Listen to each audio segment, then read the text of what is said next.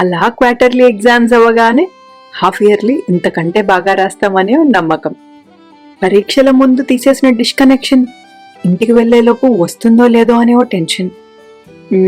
ఇవన్నీ కాదు కానీ ఈ దసరాకి ఇంట్లో కూడా భయపడకుండా పంపించే ఓ ఎక్స్కర్షన్కి వెళ్ళొద్దామా?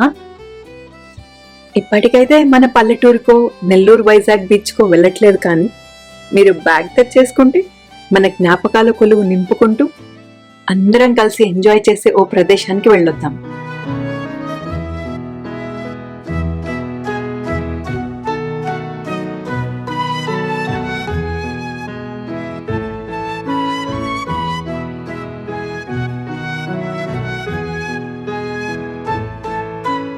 అలా మనం సముద్రాలు దాటుకుంటూ ఇండియా నుండి పసిఫిక్ తీరంలో ఉండే వాషింగ్టన్ రాష్ట్రానికి వచ్చేసాం.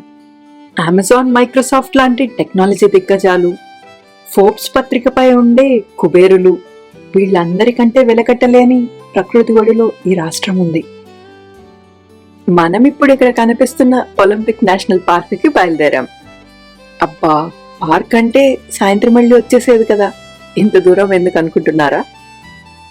ఇది ఓ 10 లక్షల ఎకరాల్లో ప్రకృతిని కాపాడే ప్రయత్నం. అంతేకాదు, మన జాతికి అతి విలువైన సంపదగా గుర్తించే యునెస్కో వాళ్ళ వరల్డ్ హెరిటేజ్ సైట్. ఇంకా ప్రకృతితో సహజీవనం చేస్తూ ఒకరినొకరు కాపాడుకుండే యునైటెడ్ నేషన్స్ వాళ్ళ బయోస్పియర్ రిజర్వ్ కూడా. ఇవన్నీ ఇక్కడే కాదు, ఇండియాలో కూడా సుమారు 40 వరల్డ్ హెరిటేజ్ సైట్లు, 12 అంతర్జాతీయ బయోస్పియర్ రిజర్వ్లు ఉన్నాయి. ఇంకా మన దేశంలో ఈ 2 లిస్టులలో ఉండే ఓ అరుదైన అవకాశాన్ని దక్కించుకుంది సిక్కిం హిమాలయాల్లో ఉండే కాంచనజంగా నేషనల్ పార్క్. ఈ ఒలింపిక్ నేషనల్ పార్క్ లాగా అయిపోయింది మన సిలబస్ లో మొదటి లెసన్.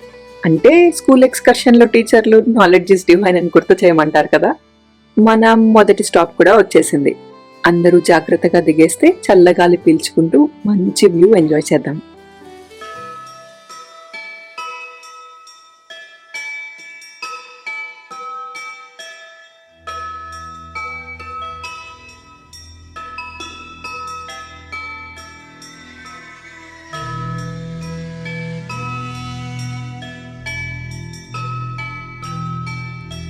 ఈ చుట్టూ ఉన్న కొండలు చూసారా?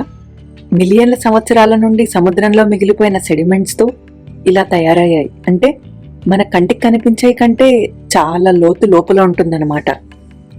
ఆ ఫీలింగ్ ఎలాంటిదంటే, చాలా సంవత్సరాలకి ఓ చిన్ననాటి ఫ్రెండ్ని కలిసినప్పుడు మనం పైకి ఎలా కనిపించినా అరే నువ్వు చాలా మారిపోయావు, లేదా నువ్వు అస్సలు మారలేదు అని మన లోతుల్లో నుండి కూడా చెప్పగలరు చూడండి, అలా ఉంటుంది.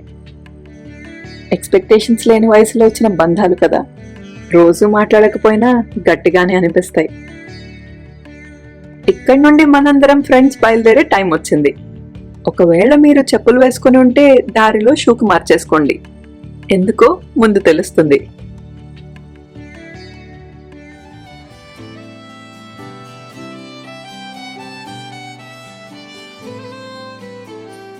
ఇదిగో మనం ఇప్పుడు ఓ 2.5 కిలోమీటర్లుండే సోల్డక్ అనే ఈజీ వాకింగ్ ట్రైల్కి వచ్చేసాం. నడుస్తూ మాట్లాడుకుందాం, వచ్చేయండి. మీరు ఈ చుట్టూ చూసారంటే ఇదొక దట్టమైన అడవి, కానీ మన నల్లమల్ల అడవుల్లాగా వెలుతురు కూడా రానంత దట్టం కాదు.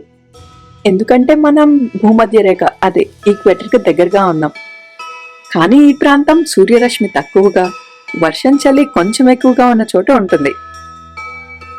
మనం స్కూల్లో ఎవరెక్కువ హైట్ అంటే ఒకరిపైన ఒకరు పోటీ పడినట్లు ఈ చెట్లు కూడా ఆ కొంచెం సూర్యరశ్మి కోసం ఇలా చాలా ఎత్తుగా పెరుగుతాయన్నమాట. అంతేకాదు, మనకు నచ్చని పీరియడ్ అయిన తర్వాత లంగ్స్ మొత్తం నిండిపోయేలాగా పీల్చుకునేంత గాలిని కూడా ఇస్తాయి. మనం ముందు దాడుతున్న ఈ చిన్న బ్రిడ్జ్ చూస్తుంటే ఏమనిపిస్తుందో తెలుసా? ఎవరో 10th క్లాస్ అయిపోతే లైఫ్ సెట్ అన్నారు, ఇప్పుడు దొరకాలి.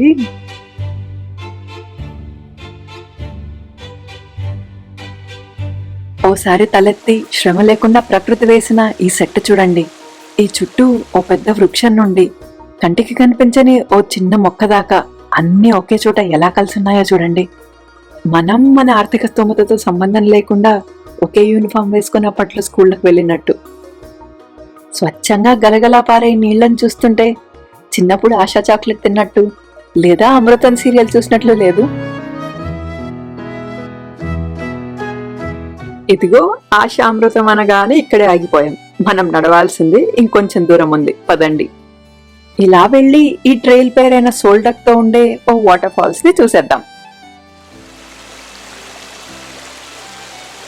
చిన్న గొడవలతో విడిపోయినా తిరిగి కలుసుకునే ఫ్రెండ్స్ లాగా ఇది 3 పాయలుగా విడిపోయి మళ్ళీ కలుసుకుంటుంది. చాలా రోజుల తర్వాత కలుసుకొని ఇలా చిన్ననాటి విషయాలు మాట్లాడుకుంటూ కొంచెం అల్లరి పనులు చేస్తూ వెళ్తుంటే ఎంత హాయిగా ఉందో కదా. ఇదంతా ఒకప్పుడు అర్థం కాని ఇప్పుడు చాలా బాగా అనిపించే మన బాల్యం గొప్పతనం.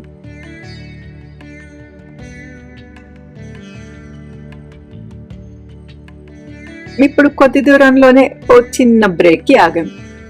స్నాక్స్ తెచ్చుకున్నారా? అయితే ఓపెన్ చేయండి, మాట్లాడుకుందాం. ఈ ఒలింపిక్ నేషనల్ పార్క్ లో సుమారుగా సంవత్సరం అంతా పడే వర్షానికి ఇలా రోడ్డు పక్కనే బోలెడు బ్రిడ్జ్లు, అలుపు లేకుండా పారే నీళ్లు కనిపిస్తాయి. మనం స్కూల్ బ్రేక్ లో ఎన్ని చెప్పుకున్నా తరిగిపోని కబుర్లలాగా. ఎందుకంటే అప్పట్లో నోకియా 1100 ఫోన్లే ఓ పెద్ద విషయం. ఇక స్నాప్చాట్లు, ఇన్స్టాగ్రామ్లకి చోటెక్కడిది. కాబట్టి ఏ ఉన్నా స్కూల్లోనూ లేదా ఒకే ట్యూషన్కి వెళ్తేనో అక్కడే మాట్లాడుకోవాలి. అసలు క్లాస్లో నోట్స్ రాసావా నుండి నీ టిఫిన్ డబ్బాలో ఏముంది, రేపేం తీసుకొస్తావు, రేపు స్కూల్కి వస్తావా, సీక్రెట్ క్రష్ కనుక్కోవడం నుండి ఫ్లేమ్స్ ఆడడం దాకా ఇన్ని పనులు ఉండేవి స్కూల్ బ్రేక్లో. ఇప్పుడు గుర్తు చేసుకుంటేనే ఓ చిరునవ్వు వస్తుంది కదా.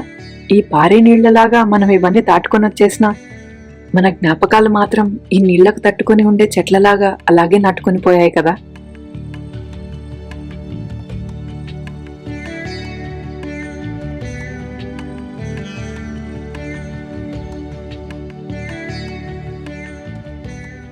స్నాక్స్ తినడం అయిపోతే మనం ఇప్పుడు బీచ్ కు బయలుదేరదాం.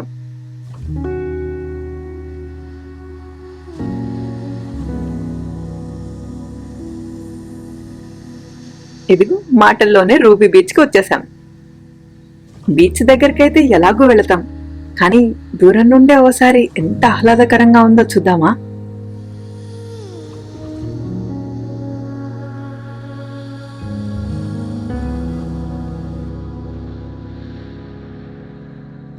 ఎక్కువ దూరమేం కాదు, రాను పోను 1 కిలోమీటర్ అటు ఇటు. ఈ పచ్చని చెట్ల మధ్యలో హాయిగా వెళ్ళి వద్దాం.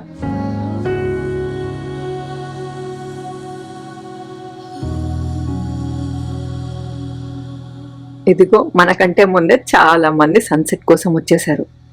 సముద్రం ఇలా పాయలుగా చీలి ఇలా మధ్యలో నీళ్ళన్నీ వచ్చేసాయి. అటువైపుకి నీళ్ల పైన నడుచుకుంటూ దాటచ్చు, లేదు మీ షూస్ తడిచిపోతాయంటే ఈ చెట్ల మొద్దుల పైనుండి దాటచ్చు. చిన్నప్పుడు సెలవులకి పల్లెటూళ్ళకు వెళ్తే అక్కడ పొలాల గట్లుంటాయి కదా, అలా అనిపిస్తుంది.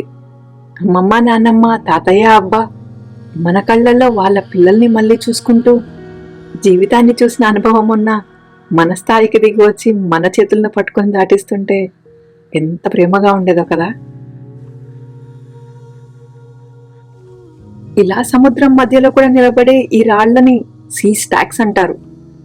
ఒకప్పుడు కొంచెం పెద్దగానే ఉన్న కొండ సంవత్సరాల కొద్దీ గాలి, ఎండ, వర్షానికి ఇలా కరిగి సీ స్టాక్ అవుతుంది.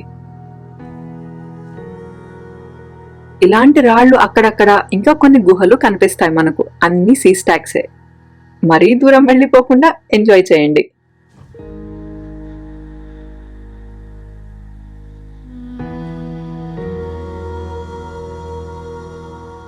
సముద్రం ముందు మనం ఎంత చిన్నగా కనిపిస్తున్నామో కదా. ఈ ప్రపంచంలో మన కష్టాలు, సంతోషాలు కూడా అంతే. సమయంతో సంబంధం లేకుండా వచ్చిపోయే ఈ అలల్లాగా అవి కూడా వచ్చిపోతుంటాయి. మనం ఎక్కడున్న వాళ్ళం అక్కడే ఉండిపోతే ఎలా? ఇప్పుడైతే సన్సెట్ ఎంజాయ్ చేసేద్దాం. ఆ తర్వాత సాయంత్రం అయింది కదా, మన జ్ఞాపకాల కొలువు నింపే టైం వచ్చింది.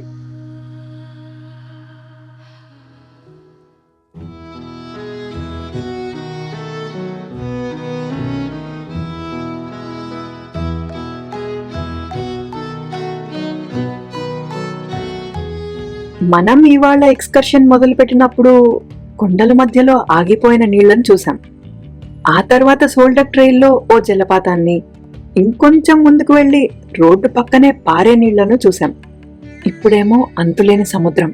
ఇంతేకాదు, స్నాక్స్ తిన్నాక ఓ బాటిల్లో కూడా నీళ్లు తాగింటాం.